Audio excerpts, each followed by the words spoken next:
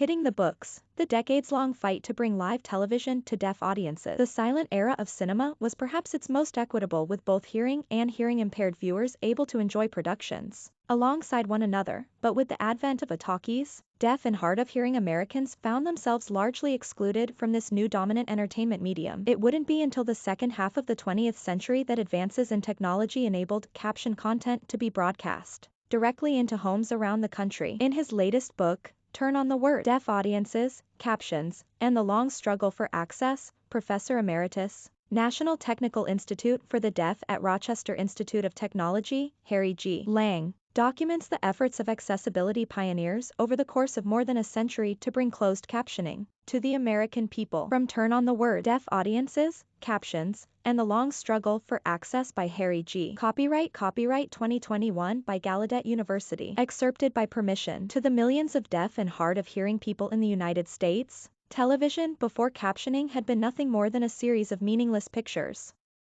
In 1979, Tom Harrington, a 28-year-old hard-of-hearing audiovisual librarian from Hyattsville, Maryland, explained that deaf and hard-of-hearing people would like to watch the same stuff as everyone is watching, no matter how good or how lousy. In other words, to be treated like everyone else. On March 16, 1980, closed captioning officially began on ABC, NBC, and PBS. The first closed caption television series included the ABC Sunday night movie, The Wonderful World of Disney, and Masterpiece Theater. In addition, more than 3 decades after the movement to make movies accessible to deaf people began, ABC officially opened a new era by airing its first closed caption TV movie, Force 10 from Navarone. By the end of March 1980, 16 caption hours of programming were going out over the airwaves each week. And by the end of May, Sears had sold 18,000 of the decoding units within 4 months of offering them for sale. Sears gave NCI an $8 royalty for each decoding device sold. The funds were used to defray the costs of captioning, in addition to building up a supply of captioned TV programs during its first year of operation. So that a sufficient volume would be available for broadcast, NCI concentrated on training caption editors. A second production center was established in Los Angeles and a third in New York City. John Koskinen, chairman of NCI's board, reflected on the challenges the organization faced at this time. A much smaller market for the decoders was evident than that estimated through early surveys. As with the telephone modem that was simultaneously developing,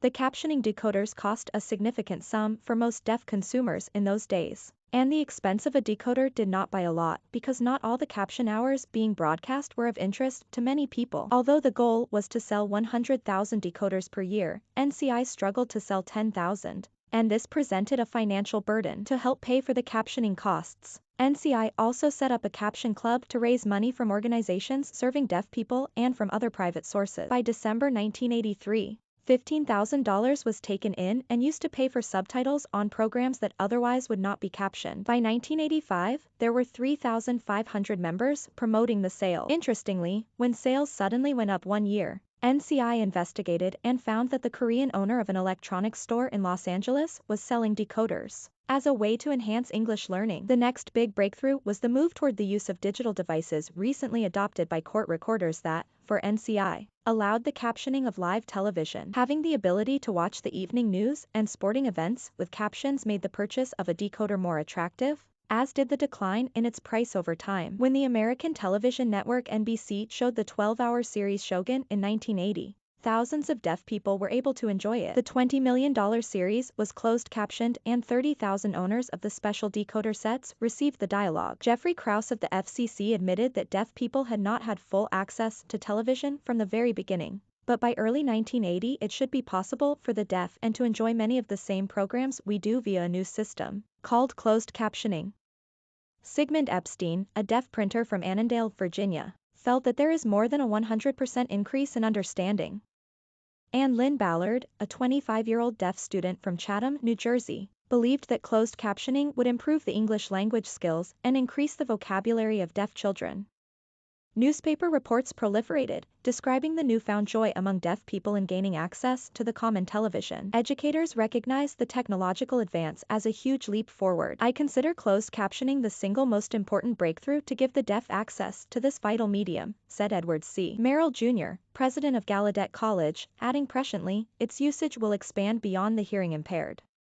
And an ex-cop cried when his deaf wife wept for joy at understanding Barney Miller. He wrote a letter to the TV networks, co-signed by their 6 small children, to tell of the new world of entertainment and learning now open to his wife. 321 Contact was among the first group of television programs, and the first children's program, to be captioned in March 1980. This science education show produced by Children's Television Workshop aired on PBS member stations for 8 years. Later that same year, Sesame Street became the second children's program to be captioned and became the longest-running captioned children's program. NCI recapped. National Captioning Institute. The enthusiasm continued to spread swiftly among deaf people. Alan Hurwitz, then Associate Dean for Educational Support Services at NTID, and his family were all excited about the captioning of primetime television programs. Hurwitz, who would eventually be president of Gallaudet University, was, like everyone else at this time, hooked on the new closed captioning technology. One of his favorite programs in 1981 was Dynasty, which was shown weekly on Wednesday night at 9 p.m. He flew to Washington, D.C., early one Wednesday morning to meet with congressional staff members in different offices all day long. Not having a videotape recorder, he made sure he had scheduled a flight back home in time to watch Dynasty. After the meetings, he arrived at the airport on time only to find out that the plane was overbooked and he was bumped off and scheduled for a flight the next morning. He panicked and argued with the airline clerk that he had to be home that night, and stressed that he couldn't miss the flight. He was put on a waiting list and there were several folks ahead of him. Then, when he learned that he would definitely miss the flight, he went back to the clerk and insisted that he get on the plane. He explained that he had no way to contact his wife and was concerned about his family. Finally, the clerk went inside the plane and asked if anyone would like to get off and get a reward for an additional flight at no cost. One passenger volunteered to get off and Hurwitz was allowed to take his seat. The plane left a bit late and arrived in Rochester barely in time for him to run to his car in the parking lot and drive home to watch Dynasty. And even with the positive response from many consumers, it was reported in 1981 that the Sears telecaption decoders were not selling well. It was a catch-22 situation. People hesitate to buy because more programs aren't captioned. More programs aren't captioned because not that large an audience has adapters.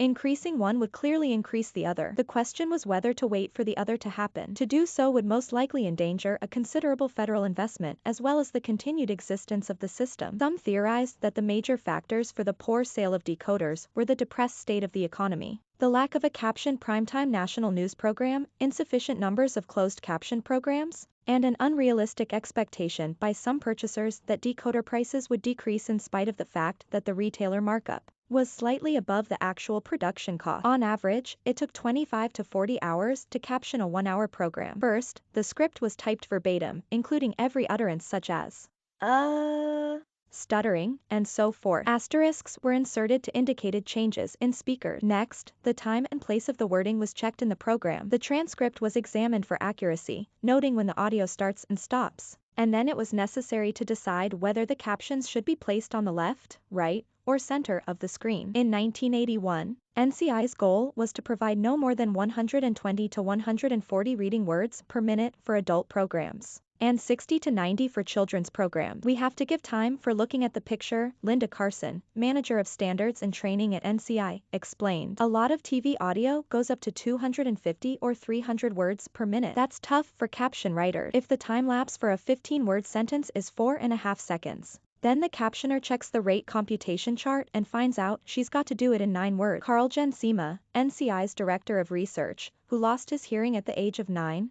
explained that at the start of kindergarten, hearing children have about 5,000 words in their speaking vocabulary, whereas many deaf children are lucky to have 50. Consequently, deaf children had very little vocabulary for the school to build on. Jensema believed that closed captioning might be the biggest breakthrough for deaf people since the hearing aid. He was certain that a high degree of exposure to spoken language through captioned television was the key to enhanced language skills in deaf people. Although ABC, PBS, and NBC were involved in collaborating with NCI to bring captions to deaf audiences, the system CBS supported, teletext, was developed in the United Kingdom and was at least 3 years away from implementation. It seems to me that CBS, by not going along with the other networks, might be working in derogation of helping the deaf or the hearing impaired to get this service at an earlier date, and I don't like it. FCC Commissioner Joseph Fogarty told Gene Motter, assistant to the president of the CBS Broadcast Group. Despite the success of Line 21 captioning, CBS's Motter believed the teletext system was so much better and the existing system was antiquated. I think what's unfortunate is that the leadership of the hearing-impaired community has not seen fit to support teletext. Those people who have seen teletext recognize it as a communications revolution for the deaf.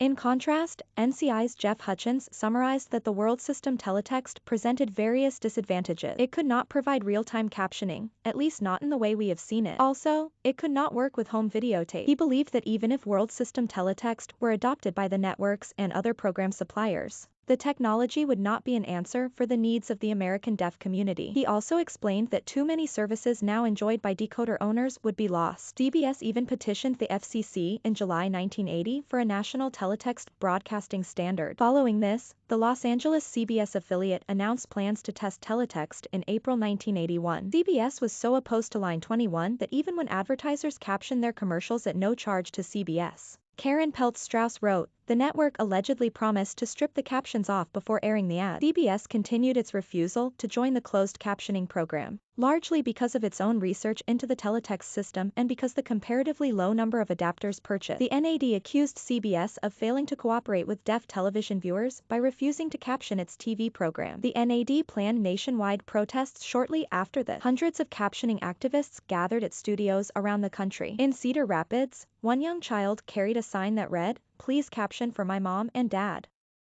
Gertie Galloway was one of the disappointed deaf consumers. CBS has not cooperated with the deaf community, she stated. We feel we have a right to access to TV programs. She was one of an estimated 300 to 400 people carrying signs, who marched in front of the CBS studio in Washington and who were asking supporters to refuse to watch CBS for the day. Similar demonstrations were held in New York, where there were 500 people picketing, and the association said that protests had been scheduled in the more than 200 communities where CBS had affiliates. Harold Kincaid, the Iowa Association of the Deaf vice president, said, I don't think deaf people are going to give up on this one. We always fight for our rights to be equal with the people with hearing. The drama increased in August 1982 when it was announced that NBC was dropping captions due to decreased demand. It was 2 years after NBC had become a charter subscriber. John Ball, president of NCI, said, there is no question that this hurt. This was a major revenue source for NCI. I think the next 6 months or so are going to be crucial for us. Captioning advocates included representatives from NTID, the National Fraternal Society of the Deaf, Gallaudet, and NAD. Karen Peltz-Strauss tells the story of Phil Brovin, chair of a newly established NAD TV Access Committee,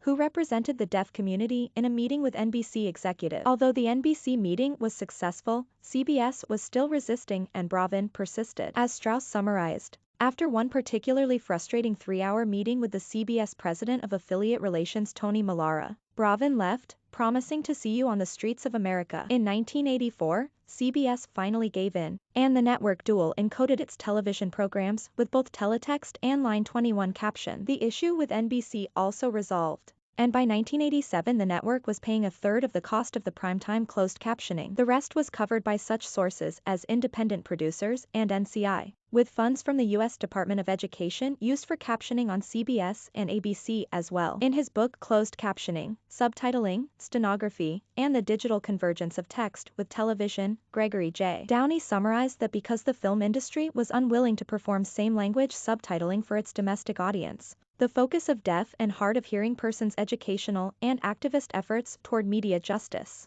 through subtitling in the 1970s and 1980s had decisively moved away from the high culture of film, and instead toward the mass market of television. Meanwhile, teachers and media specialists in schools for deaf children across the United States were reporting that their students voluntarily watched captioned TV shows recorded on videocassettes over and over again. These youngsters were engaged in reading, with its many dimensions and functions. In the opinion of some educators, television was indeed helping children learn to read. People at NCI looked forward to spin-offs from their effort. They like to point out that experiments on behalf of deaf people produced the telephone and that the search for a military code to be read in the dark led to Braille. Closed captioning should be no different in that regard. The technology also showed promise for instructing hearing children in language skills. Fairfax County Public Schools in Virginia authorized a pilot project to study the effectiveness of captioned television as a source of reading material. The study explored the use of closed captioned television in elementary classrooms, evaluated teacher and student acceptance of captioning as an aid to teaching reading,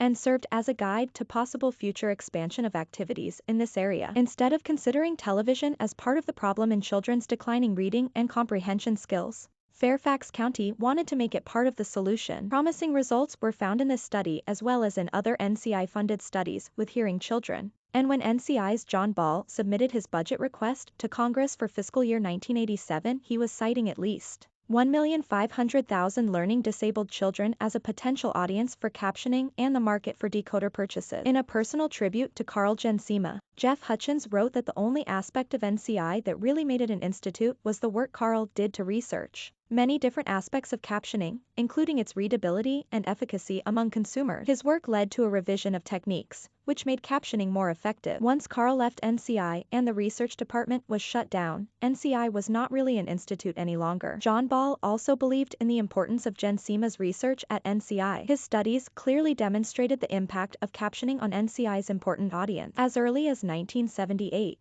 the captioning program began to fund developmental work in real time. Captioning with the objective of making it possible to caption live programs, such as news, sports, the Academy Awards, and space shuttle launches. This developmental work, however, did not result in the system finally being used. The Central Intelligence Agency was exploring a system that would allow the spoken word to appear in printed text. As it turned out, a private concern resulted from the CIA project, Stenocomp, which marketed computer translations to court reporters. The Stenocomp system relied on a mainframe computer and was thus too cumbersome. However, when Stenocomp went out of business, a new firm developed, Translation Systems Incorporated, in Rockville, Maryland. Advances in computer technology made it possible to install the Stenocomp software into a mini computer. This made it possible for the NCI to begin real-time captioning using a modified stenotype machine linked to a computer via a cable. On December 20, 1982, the 97th Congress passed a joint resolution authorizing President Ronald Reagan to proclaim December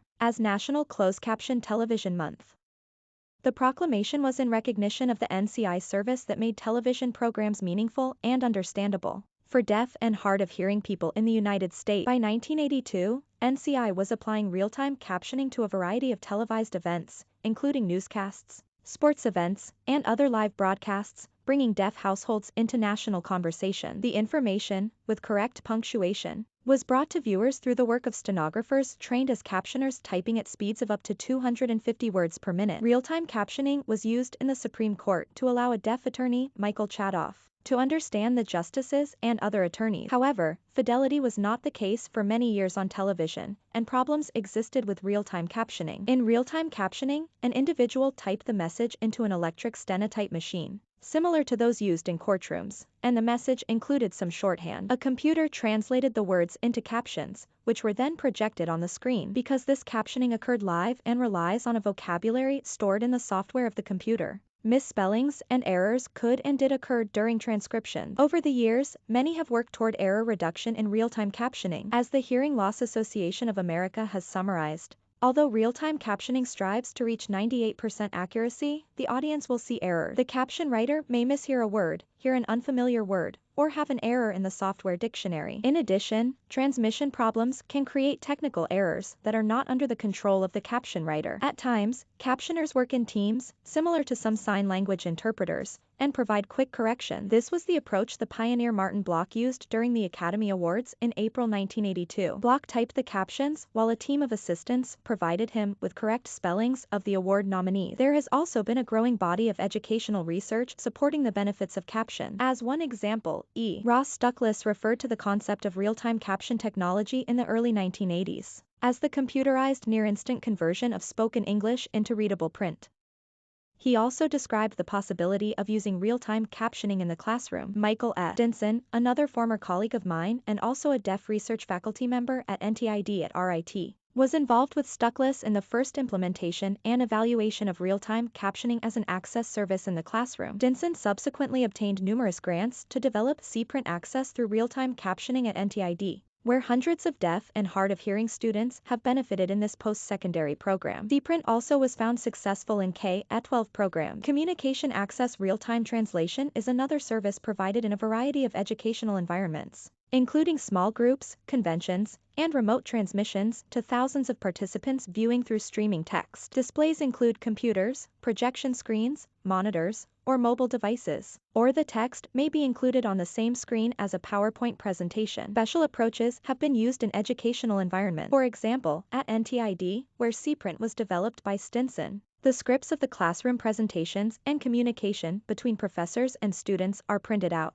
and errors are corrected and given to the students to study. In October 1984, ABC's World News This Morning became the first daytime television program to be broadcast to viewers with decoders through real-time captioning technology. Within a few weeks, the ABC's Good Morning America was broadcast with captions as well. This is a major milestone in the evolution of the closed caption television service, John E. Ball declared, describing it as a valued medium to deaf and hard-of-hearing viewers. Don Thiem, a spokesman for NCI, explained that the Department of Education had provided the Caption Center with a $5.3 million contract. These two programs joined ABC's evening news program World News Tonight and the magazine show 2020 as the only regularly scheduled news and public affairs available for deaf viewers. The captioned news programs would be phased in gradually during the summer and early fall. Real-time captioning was also provided for the presidential political debates around this time. More than 65 home video movies had also been captioned for deaf people. This was an important step toward providing more access to entertainment movies for deaf consumers. The first time the Super Bowl was aired with closed captions was on January 20, 1985. In September 1985, ABC's Monday Night Football became the first sports series to include real-time captioning of commentary. ABC, its affiliates, the U.S. Department of Education, advertisers, corporations, program producers,